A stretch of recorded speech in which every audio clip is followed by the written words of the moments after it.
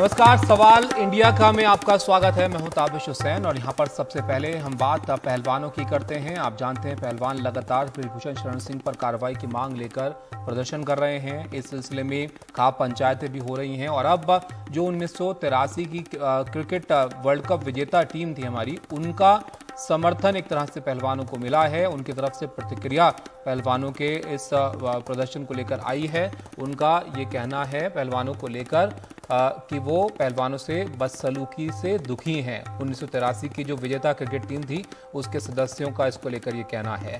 और यहाँ पर इनका जो बयान आया है उसमें इन्होंने कहा कि गंगा में पदक बहाने की बात पर हताश हैं और ये बहुत मेहनत से जीते गए पदक हैं और ये प्रतिक्रिया एक तरह से यहाँ पर आई है। तो जो पूर्व क्रिकेटर हैं उनका समर्थन अब यहाँ पर पहलवानों को एक तरह से इस मामले में मिल रहा है। और आपने देखा कि जो पहलवान प्रदर्शन यहाँ पर कर रहे हैं उनकी तरफ से भी रह रहकर ये बात कही जाती रही है कि लोग जो खिलाड़ी हैं वो उनकी तरफ से कुछ कहें, उस पर प्रतिक्रिया दें। तो अब ये जो पूर्व क्रिकेटर हैं उनकी तरफ से इस मामले में प्रतिक्रिया यहाँ आई है। 1983 की क्रिकेट वर्ल्ड कप विजेता जो हमारी टीम थी उसके जो खिलाड़ी थे उन्होंने यहाँ पर पहलवानों को लेकर ये प्रतिक्रिया दी है। और उनका ये कहना है कि जो पहलवानों से बदसलूकी हुई है उस पर वो दुखी हैं। और पदकों को लेकर, क्योंकि आपने देखा पिछले दिनों जब पहलवान अपने पदक जो है बहाने के लिए गंगा में बहाने के लिए पहुंचे थे, तो उस पर इनका ये कहना है कि गंगा में पदक बहाने की बात पर वो हताश हैं। ये जो पदक हैं ये बहुत मेहनत से जीते जाते हैं, ये बहुत मेहनत से जीते गए पदक हैं। और इस पर ये प्रतिक्रिया इन पूर्व क्रिकेटर्स की तरफ से आई है।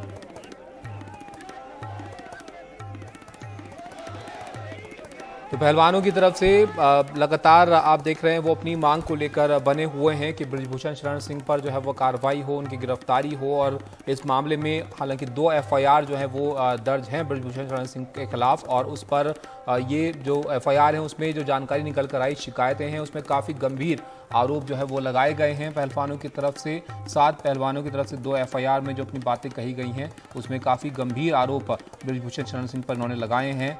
और अब इस सिलसिले में आपने देखा खाप पंचायत एक हुई मुजफ्फरनगर में और अब एक और खाप पंचायत आज हो रही है। इसमें भी देखना होगा कि क्या कुछ यहाँ से निकल कर आता है।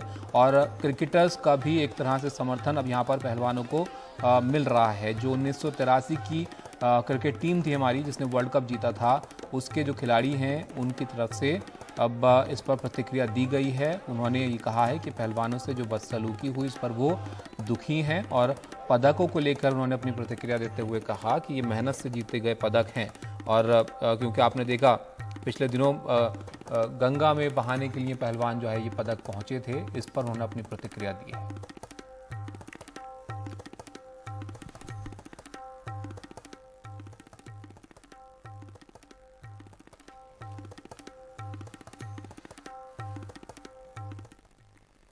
केंद्र के अध्यादेश के मुद्दे पर केजरीवाल का बड़ा बयान जो है वो सामने आया है। उनका कहना है कि कांग्रेस तय करे कि वो संविधान और 140 करोड़ लोगों के साथ है या PM मोदी के साथ है। केजरीवाल का ये कहना है। और उनका ये भी कहना है कि उम्मीद है कि कांग्रेस अध्यक्ष जो है वो हमें समय देंगे। ये मेरी लड़ाई नहीं है, पूरा देश इसको देख रहा है और कोई भी दल इस अध्यादेश के पक्ष में कैसे वोट कर सकता है, केजरीवाल का ये कहना है। उनका ये भी कहना है कि किसी भी राज्य के लिए ऐसा अध्यादेश जो है वो लाया जा सकता है। मैं हर BJP सांसद को भी इसके लिए चिट्ठी लिखूंगा। तो कांग्रेस को लेकर उन्होंने एक तरह से यहाँ प्रतिक्रिया दी है कि कांग्रेस अध्यक्ष उम्मीद है कि उनको वक्त देंगे। आप जानते हैं कि अरविंद केजरीवाल इस मामले में जो ट्रांसफर पोस्टिंग को लेकर अध्यादेश लाया गया था उसका विरोध जो है वो कर रहे हैं। और इस सिलसिले में वो लगातार जो विपक्षी पार्टियां हैं, उनके नेता हैं, उनसे वो मिल रहे हैं। और आज भी हेमंत सोरेन से उन्होंने मुलाकात की, जिसके बाद उन्होंने अपनी बात भी रखी और इन बातों को दोहराया कि ये जो अध्यादेश लाया गया ये दिल्ली के लोगों के साथ ज्यादती है। और ये इसके समर्थन में जो है वो विपक्षी पार्टियों को आना चाहिए, इसका विरोध जो है वो राज्यसभा में करना चाहिए आम आदमी पार्टी के साथ मिलकर। और राज्यसभा में इस अध्यादेश को गिराने के लिए कांग्रेस की अहम भूमिका है। तो क्या कांग्रेस से बातचीत आगे बढ़ी है? बढ़ेगी, जरूर बढ़ेगी, क्यों नहीं बढ़ेगी। हमने उनको टाइम मांगा है और हमें जरूर उम्मीद है कि वो टाइम देंगे भी और वो संसद के अंदर इस ऑर्डिनेंस को गिराने में, मतलब मैं सोच नहीं सकता कि कोई भी पार्टी इस अध्यादेश के पक्ष में कैसे वोट कर सकती है। और ये जैसे मैंने कहा, मेरी लड़ाई नहीं है, पूरा देश देख रहा है, पूरा देश देखेगा। तो कांग्रेस को ये तय करना है कि वो जनतंत्र के साथ है, संविधान के साथ है, देश के 140 करोड़ लोगों के साथ है, या मोदी जी के साथ है। हमारे सहयोगी शरद हमारे साथ जुड़ गए हैं। शरद, अब कांग्रेस पर एक तरह से निशाना ही साध दिया केजरीवाल ने, अब गेंद उनकी तरफ है कि वो इस पर क्या फैसला लेते हैं। और देखिए, कारण इसका ये है कि लगभग एक हफ्ते का समय हो गया है। 26 मई का वो दिन था, शुक्रवार ही था, जब अरविंद केजरीवाल ने राहुल गांधी से, मल्लिकार्जुन खड़गे से समय मांगा था मिलने का। अब एक हफ्ते का समय हो चुका है, लेकिन अभी तक कांग्रेस की तरफ से जवाब नहीं आया है कि वो उस पर क्या सोच रहे हैं। राहुल गांधी से कल जरूर पूछा गया था जब वो वॉशिंगटन में थे, तो उन्होंने कहा कि इस पर इंटरनल डिस्कशन चल रहा है। तो इसीलिए जो है अरविंद केजरीवाल के लिए ये बहुत जरूरी है कि कांग्रेस जो है वो आम आदमी पार्टी का इस मामले के अंदर समर्थन करे। जरूरी कांग्रेस के लिए भी है, जितना जरूरी आम आदमी पार्टी के लिए उतना जरूरी कांग्रेस के लिए भी है कि वो इस मुद्दे पर सरकार का विरोध करे, इस बिल के खिलाफ वो विरोध करे। बात यह है, हम नंबर्स की बात करें तो अभी तक 10 पार्टियां, आम आदमी पार्टी को मिला के 10 पार्टियां इस मुद्दे पर एकमत हो चुकी हैं और उनके वोट बन चुके हैं 66। और कांग्रेस के अकेले जो वोट हैं राज्यसभा के अंदर वो हैं 31, यानी 31 सांसद उनके पास हैं। जो एनडीए है उसका आंकड़ा करीब 110 का है। तो ऐसे में अगर 66 के साथ 31 कांग्रेस के सांसद आ जाते हैं तो दिखाई देगा कि हां, लड़ाई कुछ कांटे की हो सकती है। अगर कांग्रेस समर्थन इस पर नहीं देती, हालांकि ये बहुत मुश्किल है कि कांग्रेस समर्थन ना दे आम आदमी पार्टी को, लेकिन अगर कांग्रेस समर्थन नहीं देती है तो फिर ये जो पूरी कवायद चल रही है अरविंद केजरीवाल की, इसका कोई मतलब नहीं रह जाएगा। तो लेकिन क्योंकि राजनीति है, कोई समर्थन आपको ऐसे ही नहीं दे देगा, जब खासतौर से तब जब कम से कम 2 जगह पर आपने उसकी मौजूदा सरकार जो है हटाई हो, दिल्ली और पंजाब में। तो और इन दोनों जगह पे दोनों जो हैं अच्छी खासी तनातनी दोनों पार्टियों में चल रही है। तो कांग्रेस भी जो है वो अपना समय ले रही है और दूसरी तरफ अरविंद केजरीवाल जो हैं वो निशाना साध रहे हैं या फिर दबाव बना रहे हैं कांग्रेस पर। लेकिन कांग्रेस भी समय इसलिए भी ले रही है कि क्योंकि अभी तो बहुत समय है, जून ही शुरू हुआ है और अभी यह भी नहीं पता है कि यह बिल कब आएगा, संसद का सत्र कब बुलाया जाएगा। तो संभव है कि जब तक अभी काफी समय है, अगले कुछ दिन और जो है ये कांग्रेस और आम आदमी पार्टी के बीच में इस तरह का खेल जो है, दबाव बनाने की जो राजनीति है एक दूसरे पर, वो कुछ दिन अभी और चले। जी शुक्रिया शरद आपका सब जानकारी के लिए। तो अब देखिए इसमें क्या फैसला कांग्रेस लेती है, क्या केजरीवाल की मुलाकात वहां पर भी होती है, क्योंकि हमने देखा कि कई विपक्षी नेताओं से वो मिल चुके हैं, लगातार मिल रहे हैं और उनका समर्थन जो है वो मांग रहे हैं। लेकिन जैसे कि शरद ने भी जिक्र किया, राहुल गांधी से भी इस बारे में पूछा गया। कल अमेरिका में अध्यादेश के मुद्दे पर राहुल गांधी से जब सवाल हुआ तो उन्होंने इसको लेकर क्या कहा, वो भी आप देखिए। How united is the opposition in India, and why isn't Congress supporting Kejriwal in the ordinance on the ordinance issue? No, that's an internal discussion we are having. The opposition is pretty well united, and I think it's getting more and more united. We are having conversations with all the opposition, and I think quite a lot of good work is happening there. Okay. Yeah. It's a complicated discussion because there are spaces where we are competing also with the opposition. So it's a little bit of give and take is required, but I'm confident that will happen. Okay. और बात कर्नाटक की करते हैं। कर्नाटक में आपने देखा कांग्रेस की तरफ से चुनाव के वक्त जो गारंटीज दी गई थी, जो वादे किए गए थे, उसको लेकर लोगों की प्रतिक्रिया भी देखने को मिली थी। वो बसों में टिकट को लेकर और बिजली के बिल को लेकर वो लगातार ये मांग कर रहे थे कि इसको लागू जल्द से जल्द किया जाए, क्योंकि ये वादे थे। तो अब कर्नाटक में जो ये सभी 5 गारंटियां कांग्रेस की तरफ से थी, ये सीएम सिद्धरामैया का ऐलान इसको लेकर है कि ये इसी वित्त वर्ष में हम सभी 5 गारंटी यानी वादों को लागू करेंगे, उनका ये कहना है। हमारे सहयोगी निहाल हमारे साथ इस पर ज़्यादा जानकारी के लिए जो है वो जुड़ गए हैं। निहाल, बताइए किस तरह से ये जो गारंटीज हैं इनको लागू किया जाएगा? देखिए, ये एक बहुत बड़ी चुनौती है इस सरकार के लिए। भले ही सरकार ये कह रही है कि इस वित्त वर्ष में वो लागू करने जा रहे हैं, लेकिन जो 2 बड़ी गारंटियां थी वो फिलहाल लागू नहीं की गई है। उसके बारे में कहा गया है कि एक प्रोसेस है, उस प्रोसेस के ज़रिए ये तय किया जाएगा कि कौन कौन एलिजिबल है, और उसके बाद जब सारी कागजी कार्रवाई हो जाएगी तो फिर दिया जाएगा। जो राशि है वो दी जाएगी, चाहे वो 2000 रुपये हर परिवार के महिला मुखिया को देने का हो, या फिर ग्रेजुएट्स और अंडर ग्रेजुएट्स को 3,000 और 1,500 रुपये का 2 साल तक दिए जाने वाला बेरोजगारी भत्ता हो। तो जब सरकार ने ऐलान किए, जब कांग्रेस पार्टी ने ऐलान किया था चुनाव से पहले, तो ये कहा था कि ये सारे कैलकुलेशंस हो चुके हैं। जब इस पर सवाल उठाए गए थे कि आप इतने पैसे कहाँ से लाएंगे और किस किस को देंगे, तो जो कांग्रेस नेता है उनका ये कहना था कि इस पर सारे कैलकुलेशंस हो चुके हैं। लेकिन आज जब दूसरी कैबिनेट की बैठक के बाद ये फैसले लिए गए हैं, तब ये बताया गया है कि अभी पूरी कागजी कार्रवाई नहीं हुई है, थोड़ा वक्त लगेगा। लेकिन जिस बात की घोषणा उन्होंने की है, जो इस महीने अगले 15 दिनों के अंदर लागू होने जा रही है, उसके अंदर है, या 1 महीने के अंदर जो बात कही गई है उसके अंदर है 200 यूनिट बिजली। इसके बारे में ये बताया गया है कि पूरे राज्य के जितने भी लोग बिजली का इस्तेमाल करते हैं, चाहे वो BPL परिवार के हों या APL परिवार के हों, उन सब के तकरीबन 1 साल के बिजली का एवरेज निकाला जाएगा। और 200 यूनिट का एवरेज जिनको भी होगा, उसके अलावा जो एक्स्ट्रा उस पर जो बर्डन आएगा, जो एक्स्ट्रा 200 यूनिट से ज़्यादा का होगा, वो अरियर उनको देना पड़ेगा। तो एक बात तो ये साफ़ की है, हालांकि इसमें भी अभी और भी सरकार को ये साफ़ करना होगा कि इसकी मॉडलिटीज़ क्या होगी, अभी ये साफ़ नहीं है। शायद जब गवर्नमेंट का जियो आएगा, गवर्नमेंट ऑर्डर जिसको कहते हैं, वो आएगा, तब ये साफ़ हो पाएगा।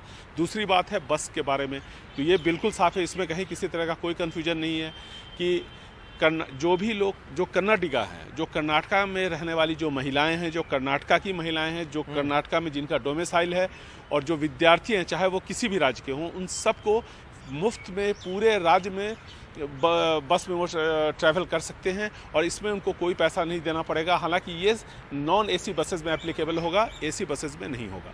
10-10 किलो जो अनाज की बात थी उसको सरकार ने पूरा कर दिया है, लेकिन 2,000 रुपये महिला मुखिया को देने की जो बात है उसके बारे में कहा गया है कि 15 जून से 15 जुलाई तक सब लोगों को अप्लाई करना होगा, सबके अकाउंट को आधार के साथ लिंक किया जाएगा और 15 अगस्त से इस योजना को लागू की जाएगी, ये योजना लागू की जाएगी। उसके बाद जो दूसरी योजना है जिसमें यह कहा गया था कि ग्रेजुएट्स को 3,000 रुपये और अंडर ग्रेजुएट्स को 1,500 रुपये का 2 सालों तक मासिक भत्ता दिया जाएगा, इसके बारे में सरकार का ये कहना है कि इसका भी प्रोसेस शुरू किया जाएगा और जब ये पूरा प्रोसेस शुरू हो जाएगा तो सारी जो 5 गारंटीज थी वो इसी वित्त वर्ष में लागू किया जाएगा। लेकिन आपको राहुल गांधी के उस बयान को याद करना होगा जिसमें राहुल गांधी ने साफ तौर पर कहा था, जिस दिन शपथ हो रहा था उस दिन भी और उसके पहले भी जो कांग्रेस के वरिष्ठ नेता हैं सब ने ये कहा था कि पहली कैबिनेट होगी और उसमें ही लागू कर दिया जाएगा। तो इस पर तो सवाल उठेंगे, लेकिन देखना है कि सरकार किस तरह से लागू करती है, क्योंकि जो अभी हमें जानकारी मिली है, हालांकि आधिकारिक तौर पर इस बारे में किसी ने कोई सफाई नहीं दी है, कि तकरीबन 60,000 करोड़ रुपए का सालाना इस पर खर्च आएगा। बहुत बड़ी रकम है और ऐसे में जाहिर है कि जो राज्य के विकास के जो काम है उस पर इसका असर ज़रूर पड़ेगा। अच्छा निहाल, हमने देखा पिछले वक्त में कि लोगों के मन में था कि भाई ट्रेन में अब टिकट, हम बस में हम टिकट अब लें ना लें, बिजली का बिल अब भरें ना भरें, तो उनके लिए ज़रा बताइए कि बस में सफ़र करने के लिए अगर आप कर्नाटक के रहने वाले हैं तभी तो क्या ID दिखानी होगी उनको फ्री सफ़र के लिए, और दूसरा ये बिजली के बिल कब से जो है 200 यूनिट उनको फ्री हो जाएंगे? देखिए, इस बारे में सरकार ने बिल्कुल साफ कर दिया है कि बस का जहां तक सवाल है तो इस महीने की 11 तारीख से लागू हो जाएगा और जुलाई से ये 200 यूनिट बिजली का भी जो मुफ्त का जो वादा है वो योजना भी लागू हो जाएगी। हमने यह सवाल पूछा था कि आखिर इसका पैमाना क्या होगा, कि कौन कर्नाटका का है, कौन कर्नाटका की महिला है और कौन कर्नाटका की महिला नहीं है, क्या डोमिसाइल सर्टिफिकेट दिखाना पड़ेगा। सरकार का कहना है कि थोड़ा इंतज़ार कीजिए, सारी तस्वीर थोड़ी देर में साफ़ हो जाएगी, यानी जब गवर्नमेंट ऑर्डर आएगा तो ये साफ़ होगा। जाहिर है कि इसमें जो कर्नाटका का जो आधार कार्ड होगा या फिर कर्नाटका का आधार कार्ड ही, मुझे ऐसा लग रहा है, जो जानकारी मुझे अधिकारियों से भी बात करने से पता चली कि शायद आधार कार्ड को ही, जो कर्नाटका का जिन लोगों का आधार कार्ड होगा उसकी बुनियाद पर उनको शायद फ़िलहाल कर्नाटका में बसेस में ट्रैवल करने की इजाज़त दी जाए, लेकिन इसकी जो मॉडलिटीज़ है अभी पूरी तरह से साफ़ नहीं है, थोड़ा इंतज़ार करना होगा, उसके बाद ही तस्वीर पूरी तरह से साफ़ हो पाएगी। जी शुक्रिया निहाल आपका इस सब जानकारी के लिए। तो थोड़ा इंतज़ार करना होगा इन सब जो अब भी सवाल लोगों के जहन में हो उनके लिए, लेकिन जो वादे किए गए थे उनको एक तरह से लागू करने को लेकर जो है यहाँ पर ये फैसले लिए गए हैं। जैसे कि निहाल भी बता रहे थे किस तरह से जो कांग्रेस के वादे रहे उनको अब यहाँ पर पूरा किया जा रहा है। और अब बात पहलवानों की करते हैं। पहलवान लगातार बृजभूषण शरण सिंह पर कार्रवाई को लेकर प्रदर्शन कर रहे हैं। दिल्ली की कनॉट प्लेस थाने में बृजभूषण सिंह के खिलाफ 28 अप्रैल को 2 एफआईआर दर्ज हैं और इन एफआईआर में बृजभूषण शरण सिंह पर जो आरोप लगाए गए थे उनकी जानकारी अब यहां पर सामने आई है और काफी गंभीर आरोप इसमें जो है वो पहलवानों की तरफ से लगाए गए हैं। आपको बताएं कि छेड़छाड़ के कम से कम 10 मामलों की शिकायत है और दोनों एफआईआर 354, 354A, 354D और 34 के तहत दर्ज की गई हैं। पहली एफआईआर में 6 वयस्क पहलवानों के आरोप शामिल हैं। पहली एफआईआर में WFI के सचिव विनोद तोमर का भी नाम है। दूसरी एफआईआर एक नाबालिग के पिता की शिकायत पर आधारित है और दूसरी एफआईआर में पॉक्सो एक्ट का मामला है और इसमें 5 से 7 साल तक सजा संभव है। एफआईआर में आपको बताएं 2012 से 2022 के बीच की घटनाओं का जिक्र है। भारत और विदेश दोनों जगह यौन उत्पीड़न का आरोप लगाया गया है।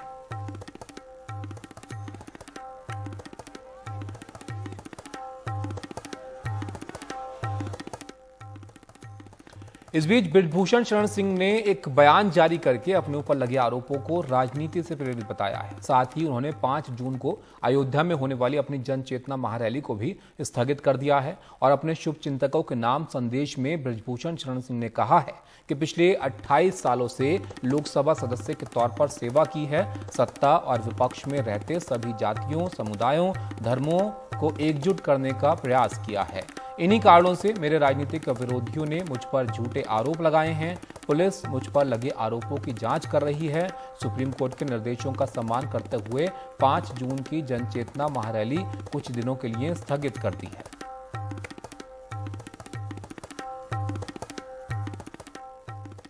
पहलवानों के मुद्दे पर आज भी महापंचायत हो रही है और ये हरियाणा के कुरुक्षेत्र में आयोजित की गई है। इस दौरान वहां काफी हंगामा देखने को मिला। खाप प्रतिनिधियों के भाषण से वहां मौजूद लोग नाराज हो गए हैं। 2 गुटों में आपस में बहस होने लगी यहां पर। हालांकि वहां मौजूद लोगों ने शांत इसको कराया और इस दौरान किसान नेता राकेश टिकैत कुछ नेताओं को खरी खोटी उन्होंने सुनाई। और इससे पहले उत्तर प्रदेश के मुजफ्फरनगर में कल पहलवानों के समर्थन में खाप पंचायत हुई। पंचायत में फैसला लिया गया कि खाप नेता राष्ट्रपति से मिलने का समय मांगेंगे और आज की जो पंचायत हो रही है इसमें जो निर्णय लिए जाएंगे उसके बाद संयुक्त निर्णय जो है वो यहाँ पर बताया जाना था। लेकिन जो खबर यहाँ से आई है वो हम आपको बता रहे हैं। यहाँ पर जो खाप प्रतिनिधि हैं उनके भाषण से यहाँ मौजूद लोग जो है वो नाराज हो गए।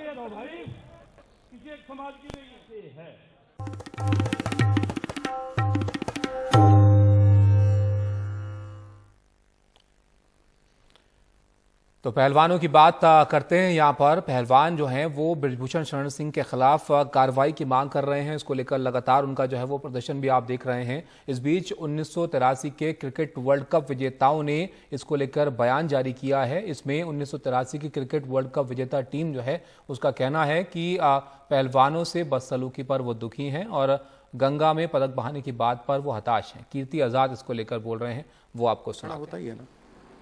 तो ऐसी परिस्थिति में बृजभूषण सिंह शरण जी क्या कह रहे हैं नहीं कह रहे हैं वो उनकी बात है, लेकिन आज जो लड़कियां कह रही हैं और पॉस्को एक्ट है, पॉस्को एक्ट में तो तुरंत गिरफ्तारी होनी चाहिए। तो इन सब चीजों को देखा जाए तो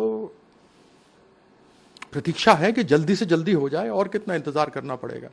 प्रत्यक्ष को प्रमाण की आवश्यकता तो नहीं जरूरत पड़ती सर। लेकिन जिस तरीके से एक स्पोर्ट्समैन आप भी रहे हैं और हमारे स्पोर्ट्समैन जिस तरह से लगातार काफी टाइम से ये प्रोटेस्ट कर रहे हैं, क्या लगता है कि सुनना नहीं चाह रही सरकार या फिर कुछ वाकई में इसमें घालमेल है?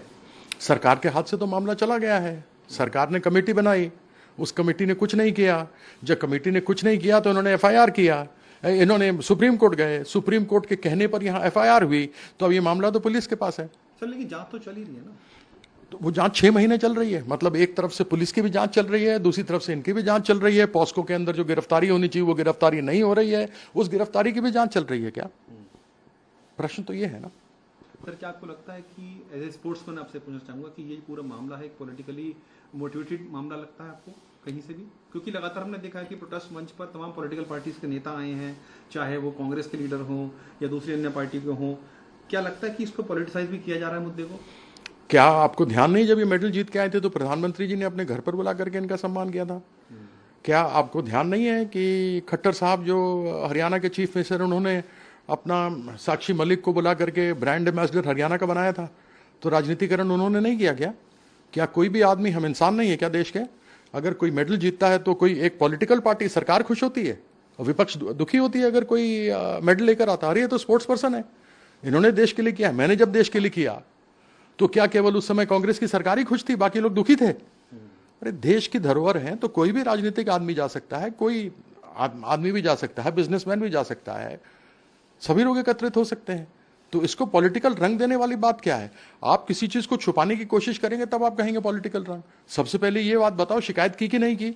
सुप्रीम कोर्ट के माध्यम से एफआईआर दर्ज हुआ कि नहीं हुआ? एफआईआर दर्ज हुआ तो फिर पॉस्को के अंदर गिरफ्तारी हुई कि नहीं हुई? क्यों नहीं हुई? इसमें राजनीतिक कैसे बात आ गई? सर, क्या लगता है कि जब ये तमाम रेसलर हरिद्वार गए अपने मेडल्स को डालने के लिए, बहाने के लिए, उसके बाद से शायद लगता है कुछ, जैसे आप थोड़ा सा आपको भी हर्ट हुए कि यार मेडल नहीं ऐसे ही मस्त करना चाहिए, क्या लगता है कि उसके बाद से मामला और ज्यादा गर्म हो गया है? नहीं, देखिए, आहत तो होता है अगर मेरे साथ ऐसा कुछ हो और मैं अपना मेडल लेकर के कहूं कि मैं गंगा में बहा दूंगा, तो आप समझ सकते हैं कि मेरे अंदर कितनी भड़ास होगी। मैं जिस न्याय की मांग 6 महीने से कर रहा हूं मुझे नहीं मिल रहा। और खिलाड़ी बड़े भावुक होते हैं, जीतते हैं तो रोते हैं, हारते हैं तो रोते हैं। हमारे मन में छल कपट नहीं होता। हम लोग किसी जाति से, किसी क्षेत्र से, किसी राजनीति से हम लोग का कोई नाता लेना नहीं होता, हमारा देश से लेना देना होता है। और भावुक होना स्वाभाविक है। हम लोग क्या कहा जाए, इनोसेंट फूल्स हैं। सर, एक अंतिम सवाल, क्या अपील करना चाहेंगे आप अपने रेसलर से? सर, मैं यही कहूंगा कि आप मेडल ना फेंकें, क्योंकि मेडल्स आपकी ही नहीं, आप देश के धरोहर हैं, वो हम सबों का है। आप भारत के लिए जीत कर लेकर आए हैं। और दूसरा, पुलिस से कि कृपया इसका निष्कर्ष तुरंत निकालें और पॉस्को कानून के अंतर्गत जो आपको करना चाहिए गिरफ्तारी करिए। सर, आप भी भावुक से हो रहे हैं ऐसा लग रहा है। क्यों नहीं हो भावुक? क्यों नहीं हो? मैंने कहा ना, इमोशनल फूल्स हैं हम लोग, भावनाओं में बह जाते हैं। तो क्यों ना बहें? जब देश के लिए खेलते हैं, मेहनत करते हैं, भागते दौड़ते हैं, खून पसीना बहाते हैं, उसके बाद एक मेडल आता है, देश के लिए किया है। व्यक्ति हम हैं लेकिन है तो भारतीय ना। और उस देश में अगर न्याय न मिले 6-6 महीने तक, तो फिर दुख तो होता है ना। आप जब मेडल जीत करके आते हैं तो आप करोड़ों रुपए का इनाम घोषित करते हैं, आप बुला बुला करके फोटो खिंचवाते हैं, चाहे वो देश के प्रधानमंत्री हो, मुख्यमंत्री हो, कोई भी हो, फोटो खिंचवाते हैं।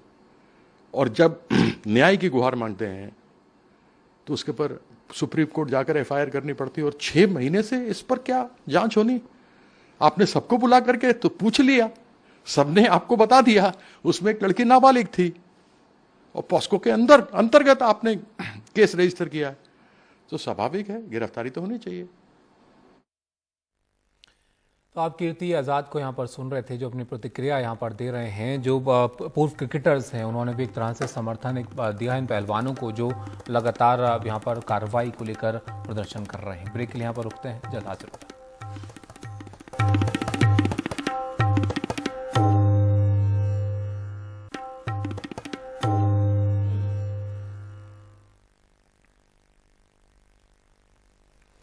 ब्रेक के बाद आपका स्वागत है। एक बार फिर से पहलवानों के मुद्दे पर हम लौटते हैं। आप देख रहे हैं कि पहलवान जो है वो लगातार अपनी मांगों को लेकर प्रदर्शन कर रहे हैं और इस बीच 1983 के क्रिकेट वर्ल्ड कप विजेताओं ने एक बयान इसको लेकर जारी किया है। और 1983 की जो क्रिकेट वर्ल्ड कप विजेता टीम थी उनका इसको लेकर कहना है कि पहलवानों से बदसलूकी पर वो दुखी हैं, गंगा में पदक बहाने की बात पर वो हताश हैं।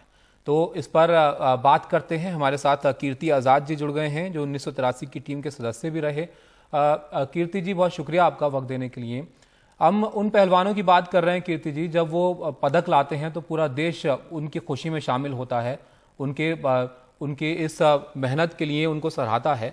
आज वो दुखी हैं तो आपको लगता है कि उनके दुख में भी उस तरह से शामिल होना चाहिए था? अवश्य होना चाहिए। जानते ही हैं कि बहुत मेहनत लगती है मेडल लेकर के आने में। जीतने वाला एक ही होता है, चाहे एक टीम होती है या फिर एक व्यक्ति होता है। और ऐसी परिस्थिति में जब आप देखते हैं 6 महीने से, वो भी हमारी महिलाएं, हमारी बेटियां जिन्होंने इतनी मेहनत की, खून पसीना एक किया, मेहनत की और अपने देश की आन बान शान मान मर्यादा के लड़े, और उसके बाद उनको 6 महीने के बाद भी न्याय नहीं मिल पाता।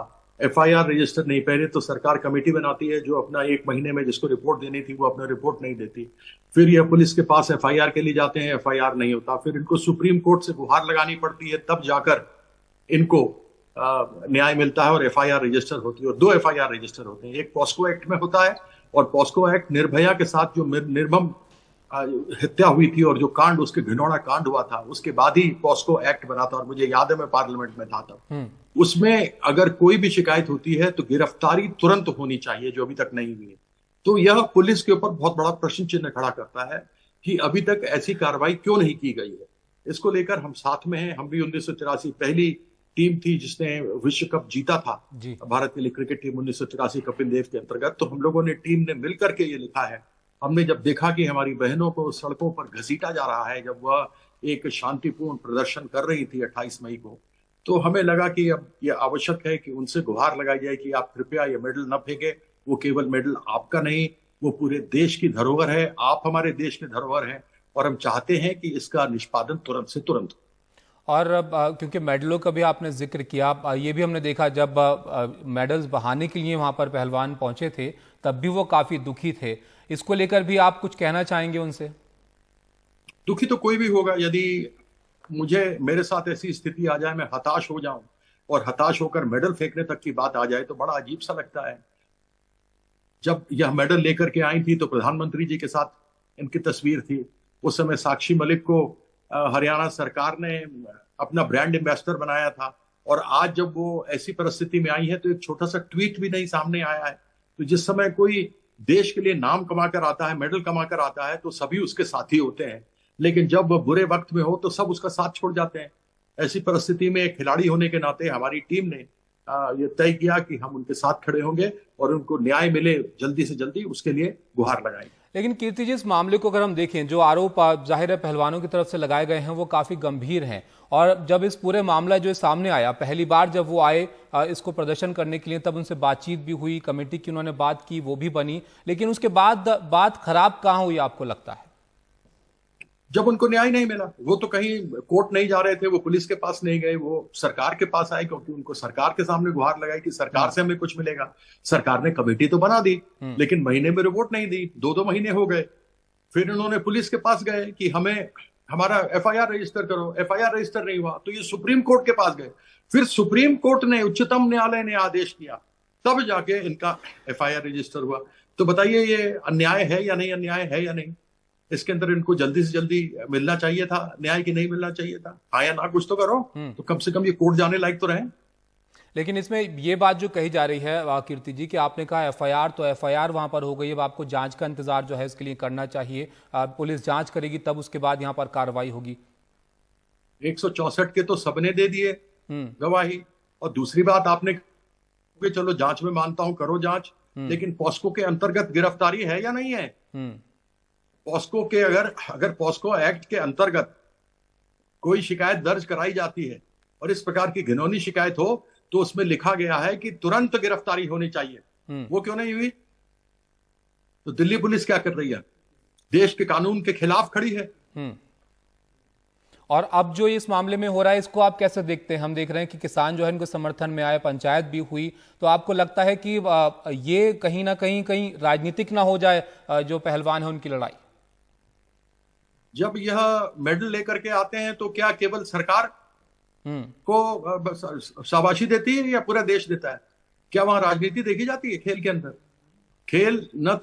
खेल और खिलाड़ी न तो किसी जात का होता है, ना किसी प्रांत का होता है, वो अपनी टीम का होता है, वो अपने देश का होता है। ऐसे में कोई भी व्यक्ति जाए, चाहे वो राजनीतिक जाए, चाहे कोई भी जाए, जब यह मेडल लेके आए तो प्रधानमंत्री ने घर पे बुलाया कि नहीं बुलाया?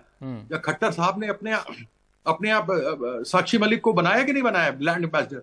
ये कर ले तो ठीक है। अगर सभी लोग एकत्रित होते हैं, वो देश का गौरव है। इस पर राजनीति लाने वाली बात कहाँ होगी? चलिए, तो राजनीति की बात यहाँ पर नहीं होनी चाहिए और इनकी बात यहाँ पर सुनी जानी चाहिए। जी, बहुत शुक्रिया कीर्ति जी आपका हमारे साथ यहाँ पर जुड़ने के लिए। तो आप देखिए, जो पहलवान हैं उनके समर्थन में जो पूर्व क्रिकेटर हैं वो आए हैं, उनका इसको लेकर कहना है कि पहलवानों के साथ जो बदसलूकी उस पर वो दुखी हैं और जो पदक बहाने की बात थी, गंगा में वो पहुंचे थे, उसको लेकर भी इनकी तरफ से अपनी प्रतिक्रिया जो है वो दी गई है। एक ब्रेक के लिए रुकते हैं।